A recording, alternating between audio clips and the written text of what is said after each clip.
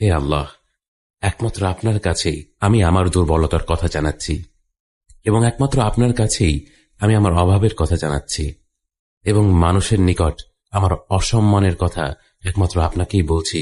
হে আরহামার রাহিমিন, আপনিই তো প্রতিটি দুর্বল ব্যক্তির রব, এবং আপনিই আমার রব। আপনি কার কাছে আমাকে ছেড়ে দিলেন? এমন অচেনা মানুষদের কাছে যারা আমার ক্ষতি করতে চায়, নাকি এমন শত্রুর কাছে যাকে আপনি আমার চেয়ে অধিক শক্তি দিয়েছেন? হে আল্লাহ, যদি আপনি আমার উপর রাগ না করে থাকেন, তাহলে এর কিছুতে আমার কিছু আসে যায় না, কিন্তু আপনার আশ্রয় পেলে আমার পরিস্থিতি আরেকটু সহনীয় হবে।